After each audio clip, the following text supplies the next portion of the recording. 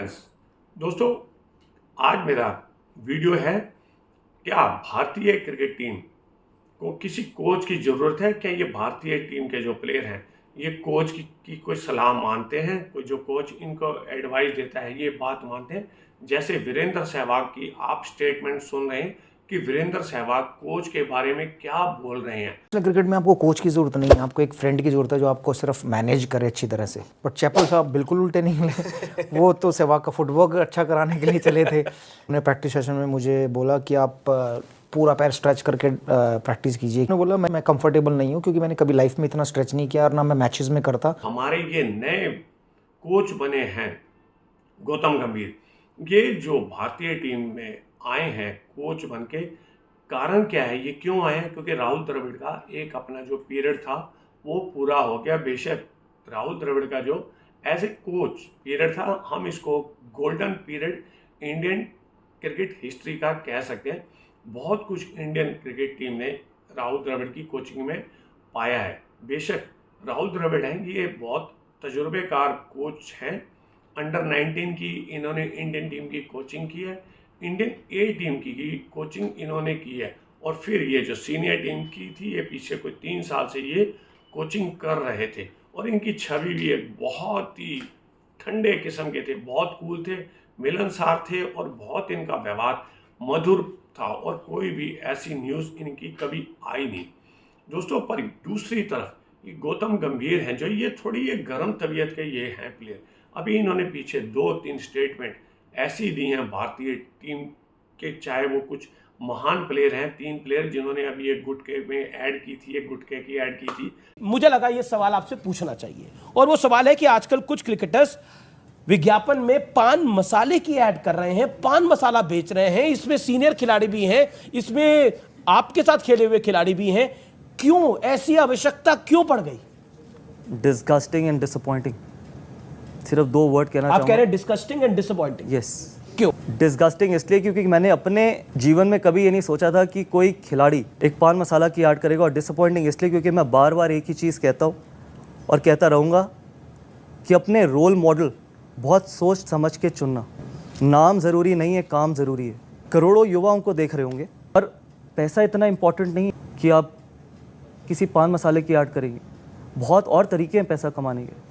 पैसे को लेके कि यार इतने महान प्लेयर हैं, आप ऐसा क्यों काम कर रहे हो पैसे के लिए आप। और फिर इन्होंने एक बार बीसीसीआई के जो टॉप एग्जीक्यूटिव हैं उनके बारे में भी गौतम ने बोला था कि कोई आदमी जिसने कभी क्रिकेट बैट नहीं पकड़ा, जिसने कभी 1 लाख लोगों के सामने खड़े होके वो प्रेशर नहीं हैंडल किया, जिसने कभी क्रिटिसिज्म नहीं झेला, वो एक एसी कमरे में बैठ के उसके पास मशीनरी है किसी को ब्रांड बनाने का या ब्रांड नहीं बनाने का, वो डिसाइड करता है कि मुझे ना उन 2 लोगों में ये लड़का ज़्यादा पसंद है तो मैं आज इसको ब्रांड बनाता हूँ, अपनी पूरी मशीनरी इस पे लगाता हूँ, दूसरे पे नहीं। तो बाकी वो जो 14 खिलाड़ी हैं उनका क्या?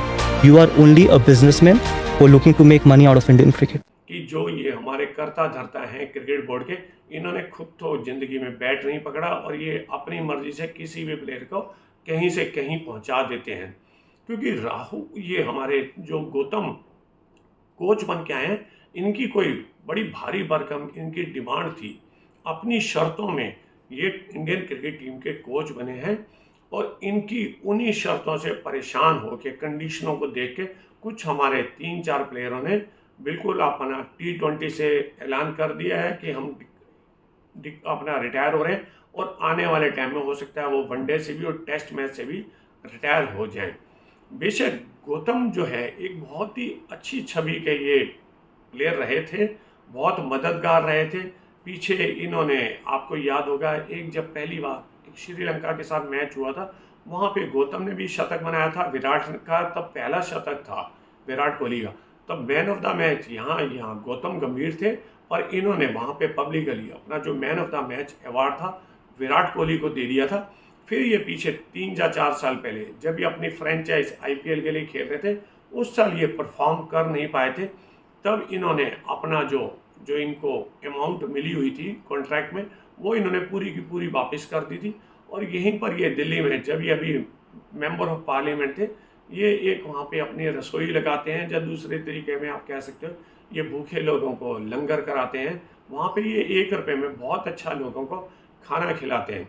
बेशक जो हमारे ये अपना गौतम है, ये हम इसको ना तो कोई ये कह सकते हैं कि बहुत ग्रेट ये इंडियन इनका कैरियर रहा है। इनका 2004 से लेके 2016 तक ये 12 साल भारतीय टीम के सदस्य रहे थे। इनके टाइम में फर्स्ट टाइम जब इंडिया T20 जीता था उसमें इनका एक विशेष योगदान था।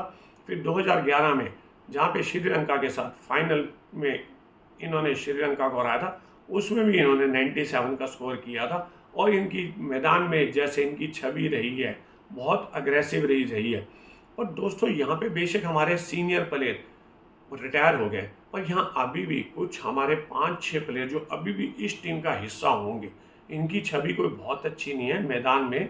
जैसे उदाहरण के लिए मैं शुभम गिल का आपको बताता हूँ, ईशान किशन, सुरेश अय्यर हैं, हार्दिक पांड्या है। शुभम गिल तो इस टीम के साथ अमेरिका गए हुए थे वर्ल्ड कप खेलने के लिए, और ये इनका मालूम ही नहीं था, ये वहाँ पे सैर सपाटा कर रहे थे, तो इनको वापस भेज दिया। ईशान किशन और ये जो अय्यर हैं, ये पीछे आपको याद होगा जब टेस्ट सीरीज साउथ अफ्रीका और वेस्ट इंडीज़ के साथ खेली जा रही थी, इनको कोई शौक ही नहीं आ रहा था खेलने का। और ये हार्दिक पांड्या साहब हैं, ये बेशक यूजफुल ऑलराउंडर हैं, इन्होंने परफॉर्म अभी T20 में अच्छा किया। इनके व्यवहार के बारे में जानते हो, ये कैसे ग्राउंड में एरोगेंट किस्म के हैं, क्योंकि अभी ये IPL में ये बॉम्बे टीम के कप्तान थे, तो ये मैदान में ही ये रोहित शर्मा और जसप्रीत बुमराह जैसे सीनियर प्लेयरों के साथ बदतमीजी कर रहे थे। तो क्या ये आने वाले टाइम में ये गौतम गंभीर की क्या बात मानेंगे?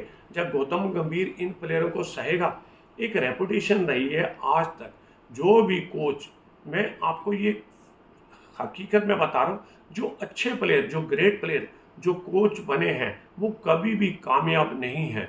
चाहे बिशन सिंह बेदी भारतीय टीम के कोच बने, कपिल देव, जेफरी बॉयकॉट पाकिस्तान के कोच थे, या ग्रेग चैपल, अनिल कुंबले, ये अपने आप में ग्रेटेस्ट प्लेयर रहे हैं, पर ये कभी भी एक अच्छे कोच नहीं कहलाए गए। कोई इन्होंने ऐसा वर्ल्ड कप या कोई खास टूर्नामेंट दिखाया है।